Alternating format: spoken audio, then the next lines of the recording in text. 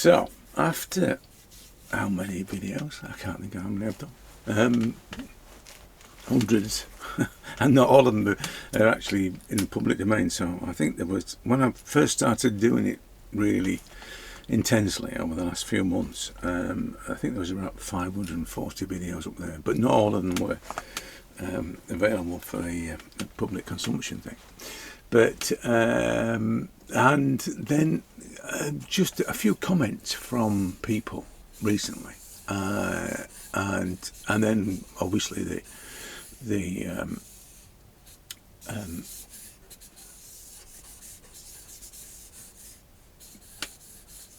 experience with the local groups and things, and meeting people that were sort of, I wouldn't say receptive to making portraits, but certainly like the idea of doing it,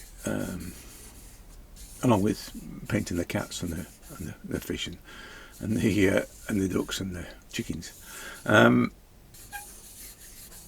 after I just and if you've already requested the list and the reference from the previous one, the how to the portrait, the art of chocolate portrait. If you've requested that, I'll send them. I'll try and do them today. Got a lot on, but I'll try and do them today anyway. And so after all of that, it suddenly dawned on me, and then somebody commented about what I do, and I thought, they don't get what I'm about. It's not the because it was clear that the kind of, and this person is an established portrait artist, so, and the comments they made, there weren't nasty comments, they were quite the opposite, but it just got me thinking that perhaps they don't understand what I'm doing, and that was somebody in the game, so to speak, and I just thought, you know what, I think that's right. I think people don't get what I do. It's partly because of me. I'm sure that I don't sort of get the message across with enough clarity. But then again, watch what I do, and hopefully that'll clear things up. But it's not. It's not always that clear. Some of it seems, somebody said to me the other day about, I'd said in the video, you can't see what I'm doing, but I'm doing this. And he said, I couldn't see what you were doing. So it's not always about, oh, by the way, this is my new invention, my bamboo clutch for my dead end charcoal. You could do this with pencils. Those things that you get. Where are they? I've got one somewhere. You stick a pencil in the end of it. Pencil extender thing. No, I don't know. I've lost it. I did have one, and yeah. Look, I could probably do it with this, but my charcoal varies in thickness. So I've got pieces that are that thick, right? And I've got pieces that are that thick. So there's no way I'm going to get one of those clutch things, those extenders to fit that. So, but this is one size fits all. So this will fit anything within reason. So this is the rub is that people have a perception of what making making portraits is about, and it's fairly conventional. It's all about proportions. It's all about precision. It's all about detail. And it's all about structure and knowing. It's all about those things. But when I come along and say, no, it's not about all those things. It's about much more than those things. It's about some of those things, and it's in varying degrees about some of those things, range levels. But that's counter to what their knowledge path is. So their knowledge path is, this is the first thing, and it's different for everybody, but this is the first thing that I must concern myself with. It might be the knowledge of anatomy. It might be, a formulaic, geometrical division of the head. The circles and the ellipses things. So people have that as a starting point, if you like. see, my starting point is quite the opposite of those things. It's never. It's like I said on the art of making portraits is. It's just about your head. Your first port of call is the head, and the head then determines how you proceed and whether you succeed. And that's a hard one to get across. That's a hard thing for people to take on board. This idea that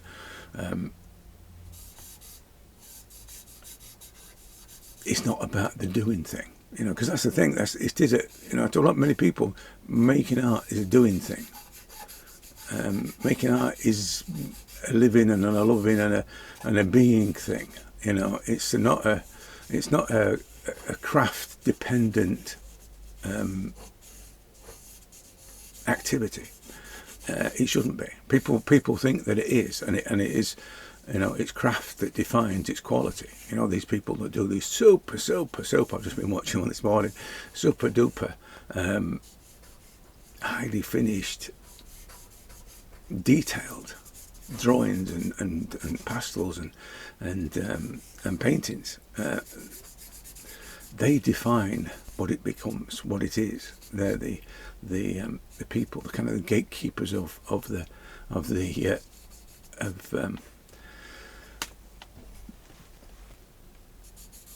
what I like about using something like this is that I am completely out of control with it, because I can't.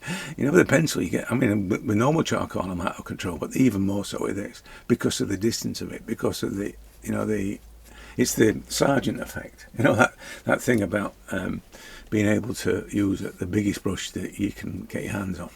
It's the Sargent effect, and you can see how this face is developing. With little or no real detail or even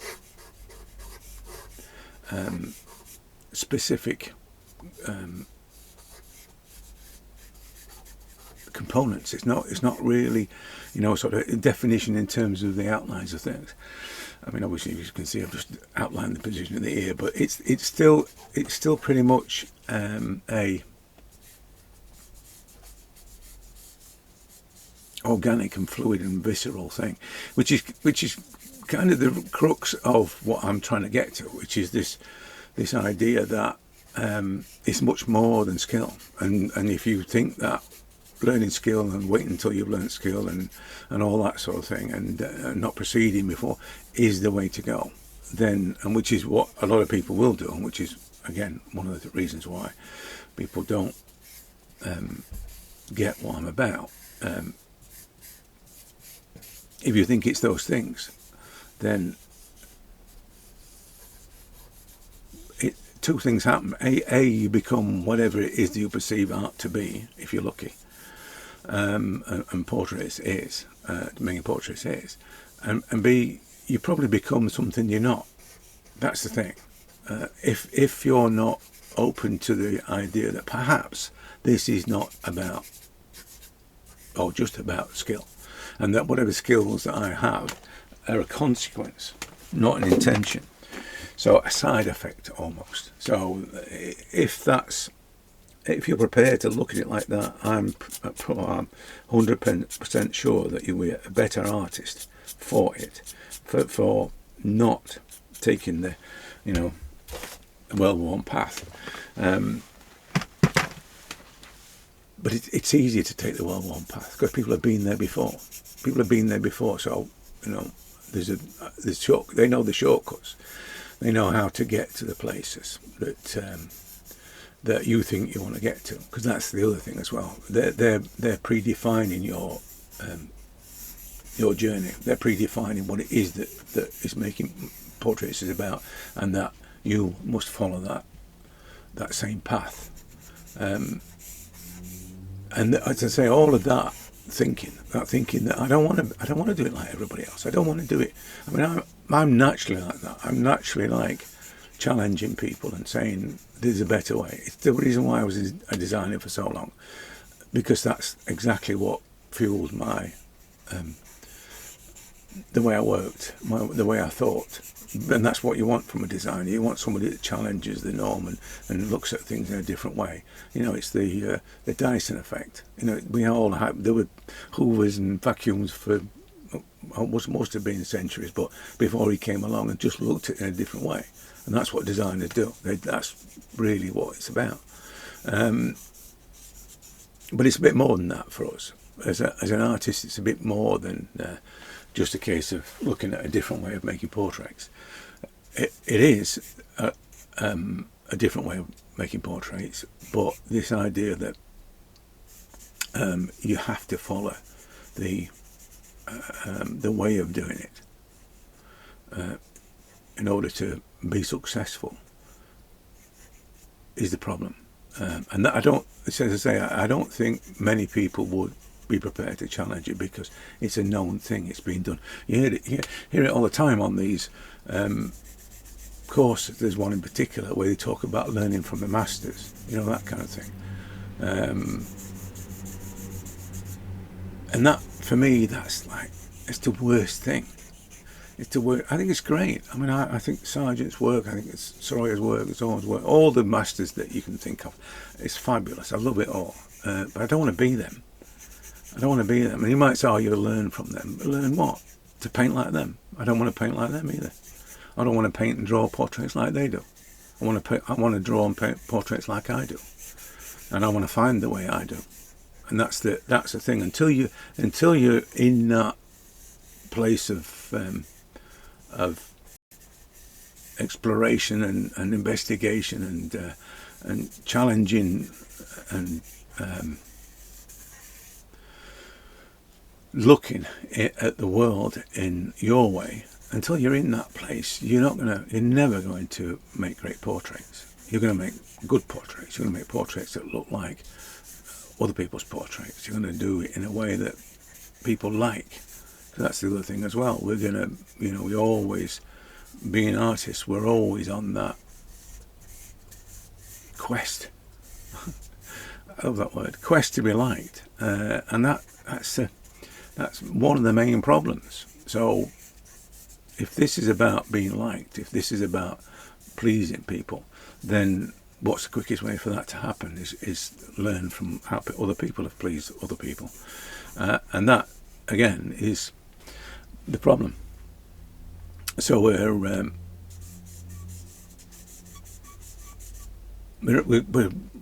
almost, if you take that route, you're almost doomed to fail. But not in a actual kind of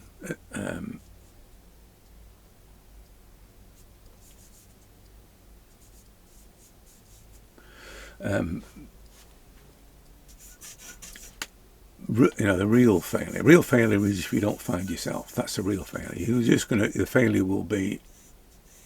It won't be a. You didn't make it look like somebody else good enough, or you didn't put enough detail. You probably succeed in those things, but that in a way is a failure because you failed to do it in a way that's unique to you, or you failed to find the trueness of your creativity. All you've done is followed somebody else's route to being creative, to making great portraits. But as I said, if I say to people, it's not about practice, it's not about knowledge, it's not about it's not even about making it look like the person you're trying to make a portrait of. If I say that to people, that's crazy. How could that be right? There's all kinds of reasons why that's right, and it's probably the truest component of what a portrait should be. The essence thing. Without the essence, no likeness is a likeness is nothing more than that. And that's the thing. So no matter how much you know and how much you've practiced, if you fail to get the life force in a portrait, then you fail to make a portrait. No matter how pretty it is, no matter how detailed it is, no matter how skillfully you've handled the medium, doesn't make any difference. All you've done is make a replica of something. You've not really understood what making a portrait is about. And again, that's every. I think if you talk to any professional artist, they'll say, "Yeah, I get that. I know what it's about." But 99% of those professional artists will be following the rules, going along with the traditional way of doing things, meeting the expectations of others, because that's the other thing as well. The massive expectation that making a portrait brings.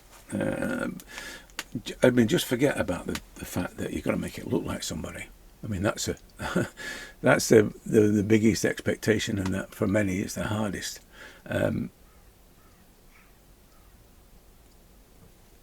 But the other expectation is the one of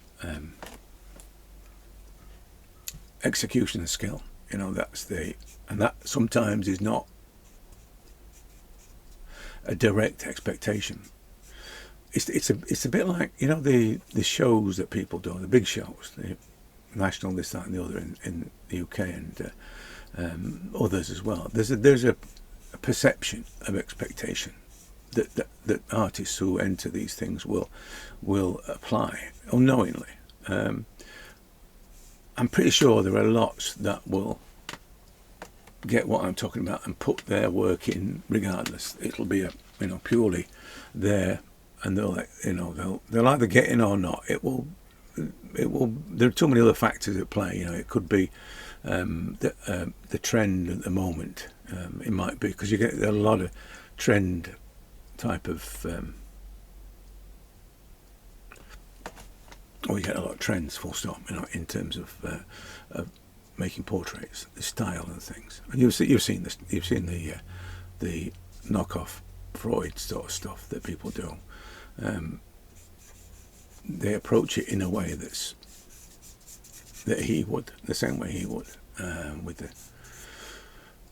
sort of primitive mark making and stuff, and the distorted faces and things. And it always looks a little bit. I mean, he did it.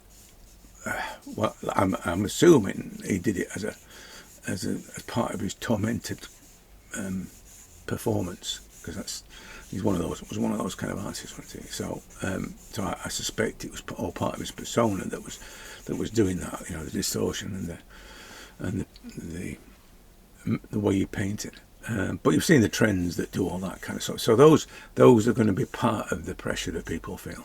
The external expectation thing, and then there's the expectation that people place on themselves, which is always a bad thing. I think that's probably the worst one, because that's people call that the internal critic, you know, and a lot of people are. This is another thing about what I say is different. A lot of people expect to critique themselves, to be hard on themselves, and to be and talk about it proudly, and talk about artistic block as if all of us have suffered it and should suffer it, and it's part and parcel of it's a rite of passage. So all of that kind of thinking, which is, I'm completely the opposite of all those things, and we'll talk about that as being the antithesis of what I talk about. Makes me out to be to not be part of their scene, to not be part of the portrait world, if you like, or even the art world, because of this. Hang on a minute, it can't be that simple, kind of. It's not. People will look at me when I say it's not that hard, as if I'm lying. They will look at me as if.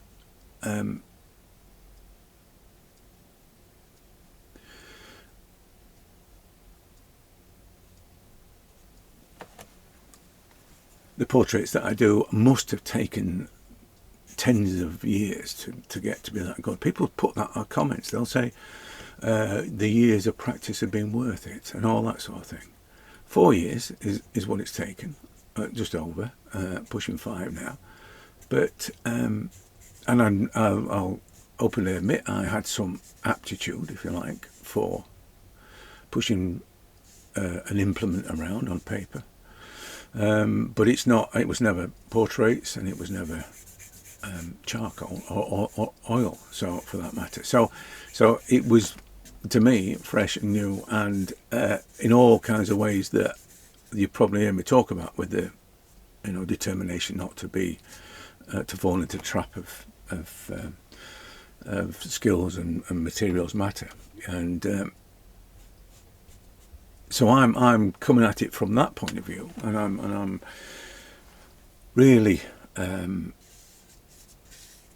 challenging everything, and that to a lot of people is a problem. It's got to be, it's got to be done in the way that they perceive it to be done, and I come across that all the time, that people have this block of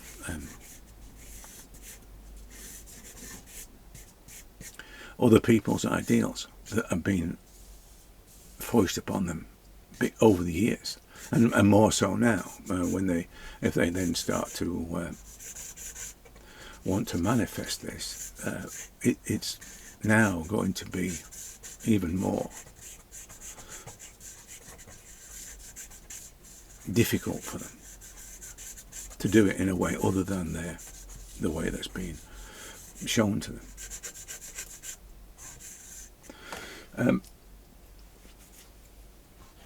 But as I said, I get that people don't get it. I get that people, it can't be the way I say it is. It can't be that way, can it? It can't be simple, and it can't be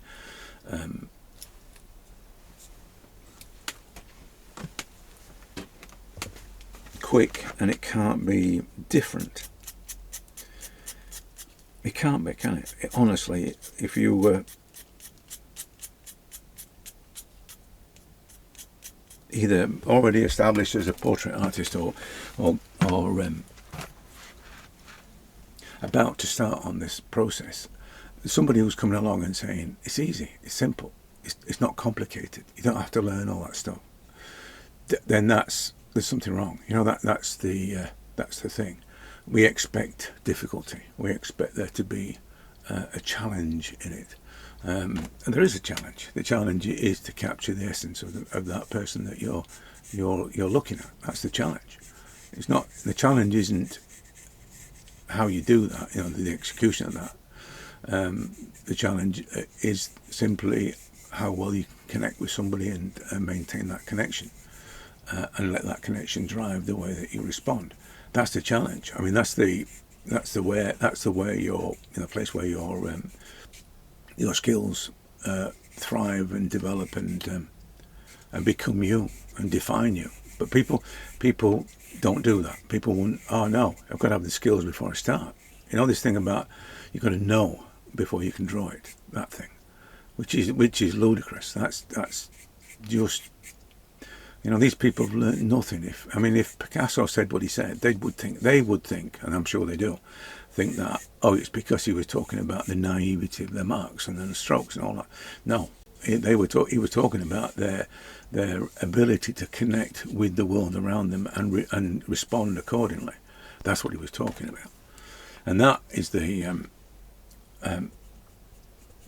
probably the biggest mind-blowing secret, is that it's exactly that. It's exactly your connection with the world. And forget about portraits, everything that you draw and paint, to connect with those things and then respond accordingly, and let your skills manifest accordingly. That's the difficulty. Oh no, I need to know before I can do it. No, you don't need to know. There is something about this crazy way that we perceive art, that it's got to be. Art is about the unknown. Creativity exists within the unknown, and that was always the difficulty of being a designer, because you knew everything about the product, and as it became more dominant, data became the thing that gave you knowledge about the audience, the target, which was bad, because you were no longer in that place where you would push the boundaries and test things and fail. You were in a place where data determined your approach, and consequently the demise of good design. Whilst ever it was challenging, and there was a reason why there were, in the 60s you got things like cars like ETABS, and then in the 70s and 80s you suddenly saw things like the Vauxhall Marina or Allegro, or not the Marina, what was the Marina? Marina was British Leyland, was it? I think it was, along with the Allegro, those cars. And that was the beginning. Now you've got every car looks like it's made by Transformers. These crazy looking electric things, they're all a bit undesigned deliberately, or deliberately ugly, and people buy them. People have no taste, no aesthetic at all when it comes to cars. I know it's function most of the time, but they do buy some ugly cars. And then, of course, what happens then is the data is gathered. This is the thing. This is the thing with your shops. You sign up for these loyalty schemes thinking, oh, they're going to knock some money off for me. No, what they're going to do is they're going to use your data so they can manipulate the market, so that all they have in their shops is what you normally buy, or what they think that you're going to buy every week.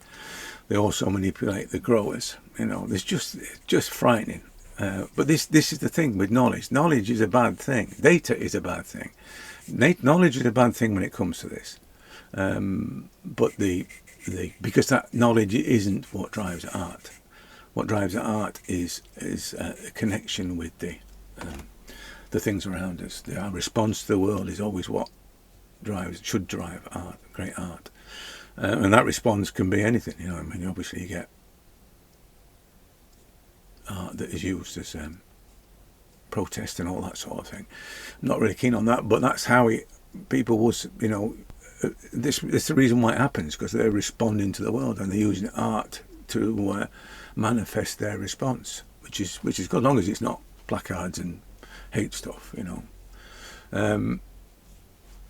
but as I said, the not knowing is a real problem for most people, because that's kind of goes against everything that they believe to be true. You must know, and people will tell it. You get a lot of these people on here, as I say, the tutors that talk about the knowledge of things. A mouth does this, the eyes do this, and and then despite what they say about, but you've got to ignore that and just go with what you see. Despite them saying that, it doesn't happen. It's still going to be in there somewhere that you perceive, and it'll be one less look at the subject. It'll be one less glance at the subject, but it's that one less glance that disconnects you from the subject and your response. It disconnects you from what you see and what you feel, because deep down you're using that knowledge. It's the same thing that happened to me with, I've said this before, but at art college, when I was sort of I wasn't illustrating, but I would. In those days, we didn't have computers, so it was all craft skill stuff, craft based. So I was illustrating kind of for the designs that I did, and someone said to me, learn to draw people, and you'll never be out of work. And this daftest thing is, I never ever say to a student, but this lecturer said that, and it stuck. Even though I could say I just ignored it, but every watercolour that I did from then on had people in it, and every subject I chose had people doing things. So it was all about, people at play, at work, or whatever. I have one down here actually. I think you'll see it. If I can find it. I shouldn't have done that, should I? I shouldn't have said I'll find one, because I cannot find one. No, I'm going. So, but as I said, everything became people orientated, and it was the wrong thing. It was deep down. It was still driving everything that I was doing. So not only did I have that crazy implant, I had this wanting to please thing, wanting to prove thing. So there's no wonder I stopped doing it. It was doomed because of that, and it's the reason why I'm like I am now. Because I'm dead against any kind of rules or any kind of you must do it like this or it has to be this good. I'm just anti all of that kind of thing, and it's because of that. As I say, it's because of that stupid lecturer and what he said to a 16-year-old boy. But as I said, it's to most people that would have been a good piece of advice, and it's the same thing that goes on now. It's the same thing that people will do now, only this time they're doing it on YouTube, and they can qualify that with good work or work that meets the perceived standards of what a good portrait should be. I mean, the typical one is high detail. So it's detail like these hyperrealist things. What they do is that they just overwhelm the senses, the aesthetic senses. So you can't help but admire their sheer skill. It's just, you're just overwhelmed by it. So that's what people will see, and they'll understand that this person who's saying these things about you must practice, you must know, you must, all that kind of stuff, who then does some amazing, highly detailed piece of work. It's hard to ignore that. It's hard to go against that and say, no, hang on a minute, I want to do it my way. I don't want to do it that way. You're not going to get, it's very, that's what I'm saying about people not understanding what I'm saying, apart from obviously my accent, but it is that you're not going to get many people that will go against that perception of this guy's greatness or this lady's greatness because of and a knowledge and an advice. You're not going to get people that go against that because look at her work, look at their work. It's just mind blowing. That's the word, isn't it? It's mind blowing. Look at the quality. Look at the detail. Look at all the buttons and all the, all the eyelashes. Look at all that. Look at the lace. But as I said, all of this stuff is I'm making fun of all that. But all of that stuff's true, and I'm not. This is why and I say the opposite of these things. And I'm, as I say, I just heard me making the mickey out of it. This is why people don't get what I'm saying, what I'm talking about. Because those people that are doing that and winning the awards, that's another thing, they win awards because they all like to, they comply, so they all like to award each other with, to give themselves status. How could you go against that? I've said it before. If you were never saw anybody else's work, would you be a great artist? And I'm sure you would be. There's no doubt that you would be. Anyway, as I say, it's this challenging and liberating and freer approach that concerns me. It's not really about doing it different for the sake of being different. None of those things. It's helping people to achieve something they thought they couldn't achieve, and just helping them to set themselves free. To find what it is that makes them special. To whether it's portraits or making art, full stop. I think there's really no difference in the way I'm thinking. But the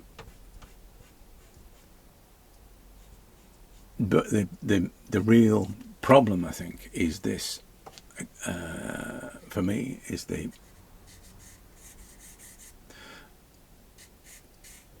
challenging way I look at these things is very difficult for people to comprehend. And I know there are some that do, and there's some, and I'm quite aware of that, and there are people that already do what I do. I mean, as I said, Robert Henry was 100 years ago, and he said many of the things that I say, or he said many of the things I say. So it's not, I'm not alone in this different way of looking at things. It's just that they're not the common way of looking at things. The common way of looking at things is probably what you see 1,000 times on YouTube, and in every gallery, in every workshop, or every sort of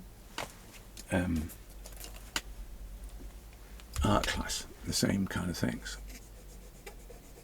But as I said, it's kind of, it's unique in that, from my perspective, it's unique because I'm using this thing just to break down the tonal levels. Because if you've done if you looked at the art thing,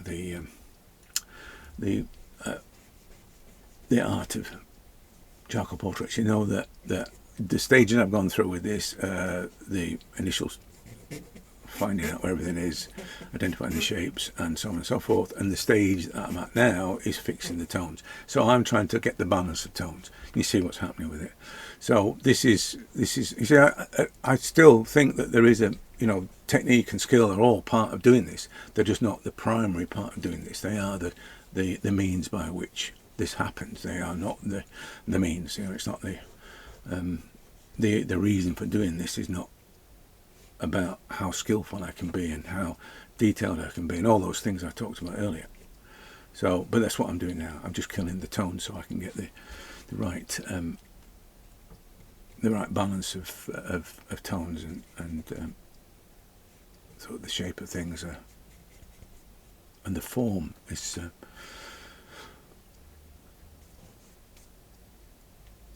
right. This is the second one I think I've done with this charcoal on a stick this weekend anyway, and it's got a, I don't know whether or not, I mean I did do that one with it, it's slightly more finished, you can tell, too finished I think, but it was a class yesterday, and then what was this one?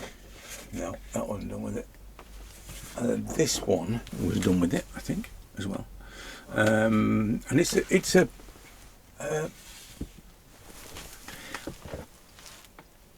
not as dense or as bold. It is bold because it's I'm still making marks in a kind of random way, but it hasn't got that fire in it. Not that I'm not complaining. I'm not saying it's wrong. I'm not. It's just something different, and it's another illustration of what I'm talking about in terms of the way that you work. It's manifest in this way because of the length of it, all kinds of other things, the pressure side of things. And I'm not pressing as hard on it, so it just tends to be a bit more dusty. Just as you can see. But I'm just adapted to that. It's okay. It's not my usual way of working, and I'm kind of liking it. The sort of the floating part of it, the charcoal floats across the surface sort of thing. Quite like that. So I'm just working with it, and that's this piece of charcoal would probably be one of the ones that did the bold and big marks on the previous one. But because it's so small, I can't do that anymore. I can't hold it. But now it's working in a different way because of the way that it's suspended in this clutch thing. Yeah. So as I said, my approach is different but not different. It's exactly the same, but it's just got a different priority. So apart from the knowledge thing, I'm not too keen on knowledge being a component, but it depends on what knowledge, what knowledge it is. I don't think that mouths are always like this, so therefore they should do this. I don't like any of that, because if you think about it in that way, it takes away the observation side of it. It's you can't have both. You can't sort of say, well, I've got knowledge, but I'm just going to put that to one side while I draw what I see. You can't do that because it's deep down. It's always going to be, especially if it's a habit-formed knowledge. So, as I say, I'm not really keen on the knowledge part of it being a factor. But everything else is just like everything else, just it's the same thing. It's still drawing what you see. You're still applying certain kinds of skills that have developed either during or innate kind of skills. Observational skills are always going to be used regardless. You're always going to, and the craft skills, the dexterity and the way that you hold the charcoal, the way that you've got your touch and all the rest of it. Although some of those things, like I said with this, do change because obviously it's the tool itself will implement or influence rather. So anyway, I'm going to leave it at that because it's just about done anyway. I quite like the way it's developing in this. I'm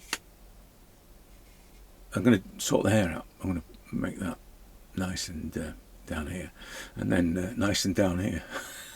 But I'm going to sort it, and I'm going to sort the hair. But yeah, as I say, it's just about done.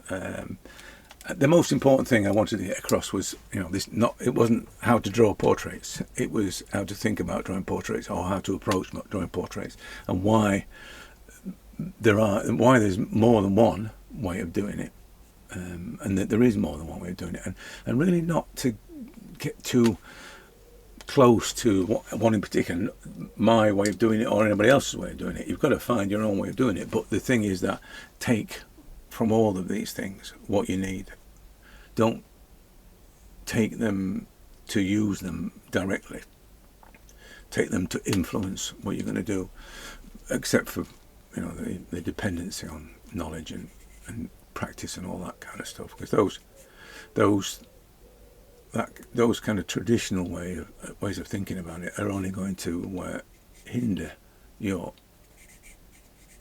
journey, to find what you're really about. Yeah. So as I said, I'm going to leave it at that. One of the things about this as well is that because of the sort of dithering way of, and that's not, it's probably not the right way to describe it, but the charcoal sort of dithers across the surface of it. You get a very specific style effect. It's like somewhere between an old master and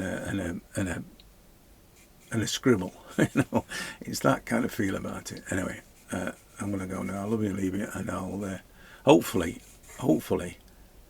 start to get a bit more